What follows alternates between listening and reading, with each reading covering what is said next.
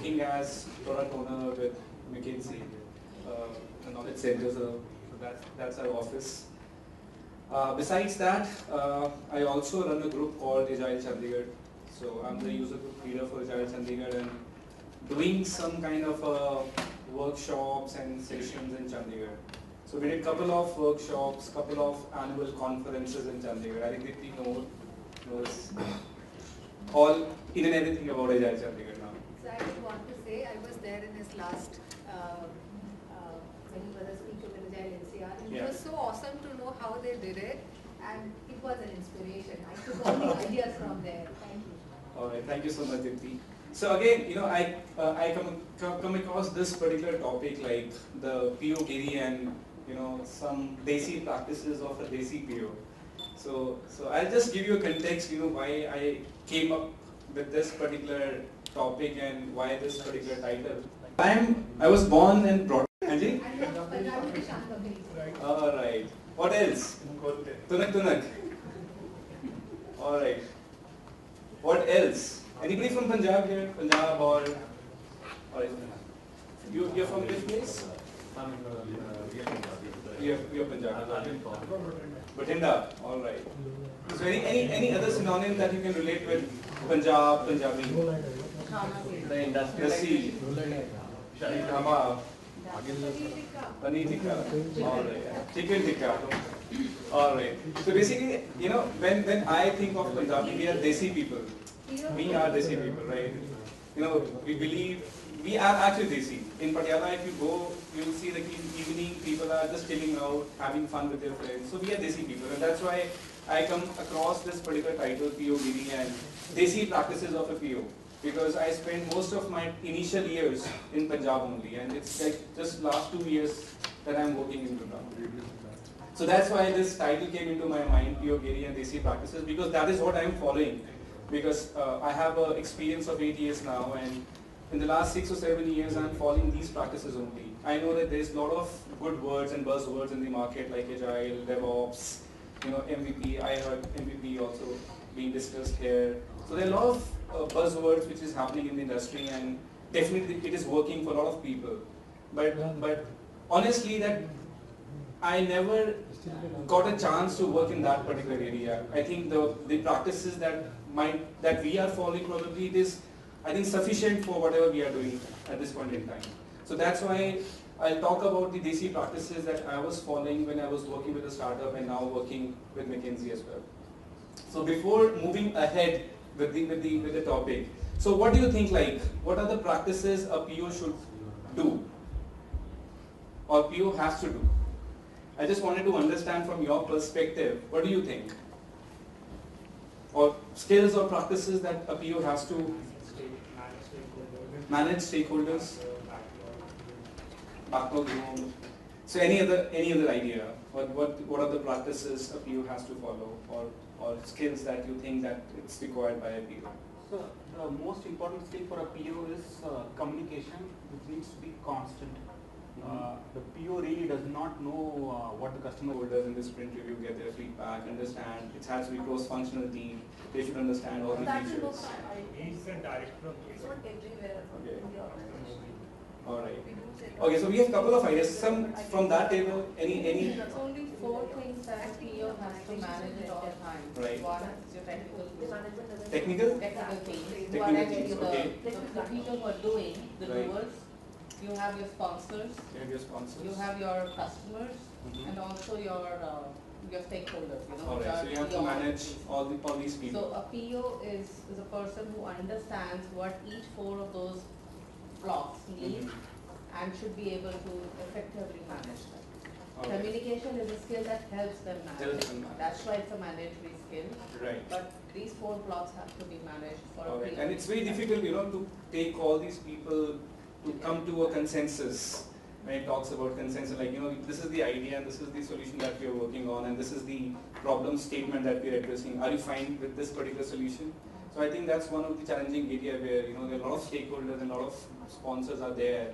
It is very difficult to come to a consensus that this is the right solution.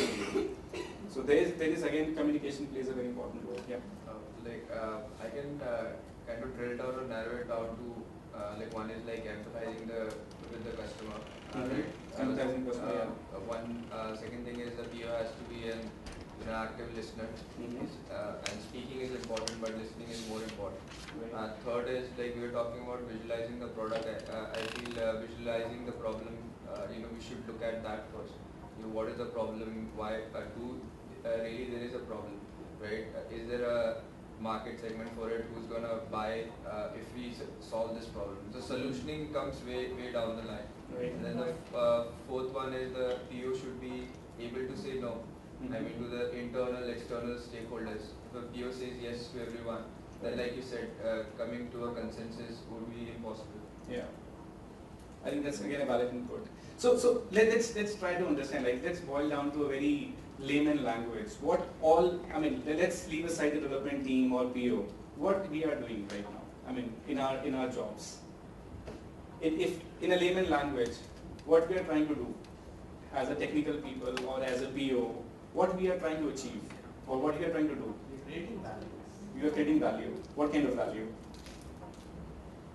Business value predominantly. Business value. All right. Trying to solve customers' problems. We are trying to solve customer problems, right? Or giving some solution like that. All right. Also acting as a catalyst for the customer so that he or she can articulate his or her vision. Right. Give words to the thoughts, give words to the vision, and get what he wants to be built, what he wants to be developed, onto something concrete. Right. Any other thoughts? What we are doing? In just layman language. We are working for the customer. Mm-hmm. So the requirement. Getting things done basically. Getting things done. Honest We are building a answer, product. I'm doing my job, my goals that are in a way organization is using to create their business propositions or meeting their business goals. All right. So Very meeting your honestly. business. Now how does it, I can talk industry, Right, but in right. an honest So I think that's manner, where I wanted to highlight, like what we are doing here. In general, we are solving business problems, or we are making our life easier by building some products which is actually enhancing our lives. For example, maybe we are investing a lot of money in IoT now, robotics, which is making our life easy, or maybe the e-commerce, the deliveries. So what we are trying to do, we are solving a business problem that we need to understand, and either we are making our life easier. So that is what we are doing, right? So problem solving skills is, I would say, it is one of the important area for a PO, where you mentioned that you need to understand the customer, you need to understand their pain areas. So understanding the user and their pain areas is one of the important problem solving skills which I believe any PO should have. And similarly for technical team also, that they should know the technical challenges and how to resolve that challenges. And when we talk about the problem solving skills, now communication plays a very important role. So what happens is, you might know that there are a lot of exams that we are doing in India. Like for example, we have CAT, we have GMAT, we have UPSC, we have a lot of other exams. You see there's a common pattern in most of the exams. Any idea what is the common pattern? It's objective. So you will see in all the exams, there are two areas which is common. They test you on mathematics or aptitude skills or your English language. You know the reason? Communication and Exactly. Because any problem can be either defined in the form of a mathematical calculation or in the form of a text language. Right? And that is why they test you on these two areas in most of the examination, so that you understand, you are able to communicate and understand the problem better. So that's why in most of the exams you will see the problem solving skills. They are testing your problem solving skills. So that's important skills. Now, what I'm trying to explain here is, so what we are doing is, not as a PO, but as a team, what we are trying to do is, we are understanding a problem with the help of discussions, interviews, we are doing observation, we are doing some data analysis with the help of user research and interviews. So these are the mediums where, with the help of that, we are trying to understand a problem. And what we are doing next is solving a problem with the help of discussions, we are learning by making a search on the Google, finding out a solution, and similarly by doing the prototyping. So if you see this complete picture, so the very important aspect which is coming out from here is that communication is getting very, very important. Because either it is discussion, either it is data analysis, or either it is again prototyping, the kind of communication which is required with the end customer or with your team members, it is very, very important. Now, in this session, I do not want to talk much, but in fact, I just wanted to share some tools with you, which I am using in most of my products, where I try to, instead of writing an emails or writing long emails and writing a huge document, we are trying to collaborate with the help of some tools where we actually can visualize our problems and get a consensus with the stakeholders and the clients and then propose a right solution. So before moving ahead with the tool, so now the mode of communication is English, and English is, trust me, is a very funny language. And I have given an example over here. So I have given a one statement here. She said, I think you're not able to see here, but there's a bold, in every sentence there is one word which is bolded. For example, she said she did not take his money. So in this case, she is bolded. I think because of this color you're not able to see it. So this is the same sentence. But what I'm trying to explain here is, if you just give a stress on a particular word, the meaning changes. And that's what is happening. I have seen a lot of emails when we write an email to our stakeholders or to a business sponsor. You cannot get answers, you cannot get clarity over long emails. There's huge chain of mail going on. You are replying back and you're getting again, and then you do a discussion. So that's a long chain of email which is happening. And just because of English language, that things get, you get confused. And that's where I'm mentioning here, like, a picture or a diagram is worth 1,000 words, which is obvious to everyone. So what I'm trying to explain here is, in terms of communication, so my preference as a PO is like to communicate with the client in a form so that he can visualize it, he can understand it clearly, so there's no confusion to me, and I can pass on that information to my development team so that they can also understand that particular problem or a particular solution in a better way, instead of writing over an emails. So my first preference working with any team is I try to avoid emails or chats as much as possible. But just coming back to this slide, Yeah. what you're referring to is the word which is in bold is Yeah. how where you put stress. Yes. Right. So when I'm writing email, I don't put words in bold. Yes. So if I send this sentence, I don't bold anything. Right. How So- does your product? Exactly the point that you make. It can mean different. Yes, so what I'm trying to say, it's the same sentence, but if you stress a particular word, it has a different meaning How do I altogether. stress it in an email? So that's what I'm saying, that in emails you will not able to explain probably your thoughts in a better way to your client. So better way is always a one-to-one interaction, or maybe a meeting, quick meeting with your customer and the client. And that's why Agile always propose individuals and interactions over processes and tools. No, I get that. So what I am, yeah. No question. So what I'm trying to explain here is that when you write an email or you write a document, so sometimes it is not easily understood by the end person, just because of assumptions, just because of his interpretation of the language. So that's why there is a gap. And that's what I have experienced with most of the stakeholders and their clients, that they are not able to understand the way that I portray a message to him over an email or with the help of some documents.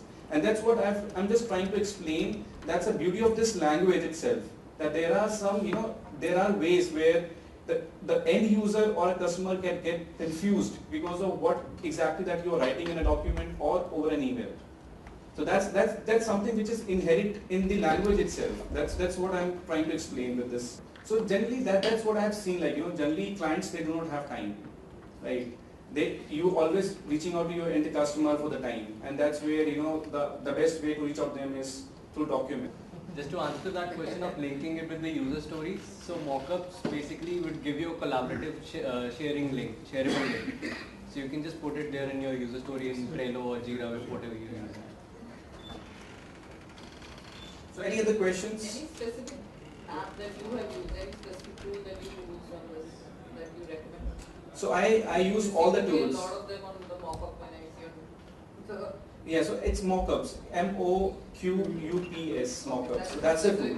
That's a specific one. I have used UXPin, I have used InVision app, but this is the best tool that I have faced. I mean, because it has a lot of capabilities. The flow charts it can create, it can get low fidelity designs. InVision you can just have high fidelity designs. You cannot create mockups. The low fidelity designs that I'm talking about. In InVision you can just upload your high fidelity design which is approved by your designer, and you can create a click through of the entire app.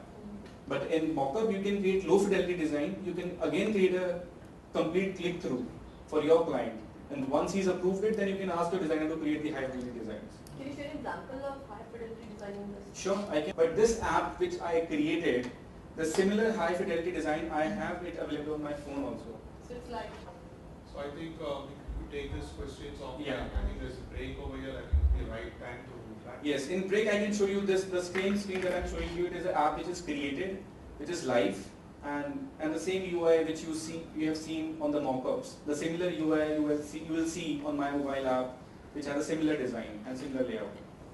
So any more questions? All right, thank you so much.